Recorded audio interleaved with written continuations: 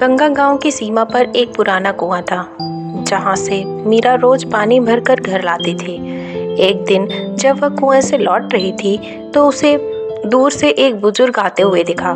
जैसे ही वे पास गई, उन्होंने कहा, बेटी, मुझे थोड़ा पानी लाकर दे दो।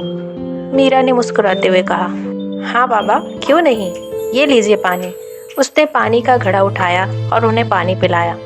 पानी पीकर बुजुर्ग ने उसे आशीर्वाद दिया और आगे बढ़ गए। कुछ ही देर बाद जब वह मीरा घर पहुंची, तो देखा कि वही बुजुर्ग उसके माता पिता के साथ आंगन में बैठे हैं। उसके पिता मोहनलाल ने मुस्कुराते हुए कहा, मीरा, ये तुम्हारे चाचा राम नरेश हैं।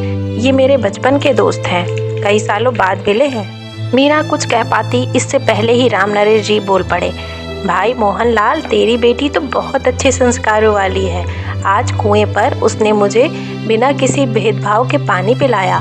ऐसे संस्कारी बच्चे तो बहुत ही कम मिलते हैं। मीरा उनकी बातें सुनकर शर्मा गई और भीतर चली गई। मोहनलाल ने कहा, बेटी, अपने चाचा के लिए कुछ मीठा लेकर आओ। राम नरेश ने उसे रोकते हुए कहा, भाई, मुंह मीठा बाद में करेंगे, पहले मैं जिस काम के लिए आया हूँ वह तो सुन लो। क्या बात है भाई, घर में सब ठीक तो है ना? मोहनलाल ने पूछा।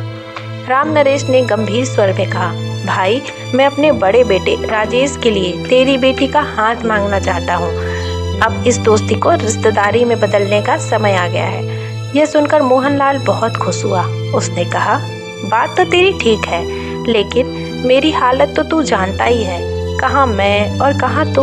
राम नरेश ने कहा, पैसे की चिंता मत कर, मेरी बेटी के लिए बड़े घरों से रिश्ते आए। संस्कारों वाली बहू चाहता था, जो मुझे तेरी बेटी में दिखा। बस तू हाँ कर दे। मोहनलाल ने तुरंत हाँ कर दी। किवाड़ के पीछे से मीरा यह सब सुन रही थी। राम नरेश ने कहा, अब जल्दी से मिठाई लाओ और अब मुंह मीठा करो।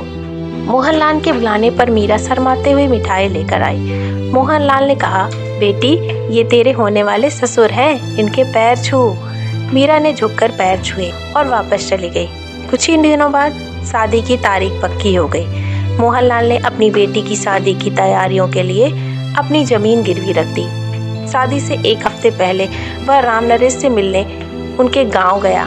राम नरेश ने उसे गले लगाते हुए कहा, भाई, तू कैसा है?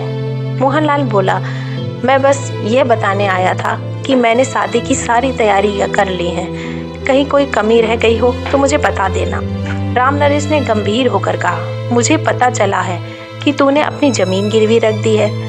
जब मैंने कहा था कि सब मैं देख लूँगा, तो फिर तूने ऐसा क्यों किया? मोहनलाल ने सिर झुका लिया। बेटी की शादी के लिए कुछ तो मुझे भी करना चाहिए था। राम नरेश ने छोटे बेटे अजय को बुलाया। कुछ ही देर में अजय खेतों के कागज लेकर आया और राम नरेश ने वे कागज मोहनलाल को सौंपते हुए कहा, भाई, आगे से ऐसा मत करना, तेरी बेटी अब मेरी बेटी है। मोहनलाल की आंखों में आंसू आ गए।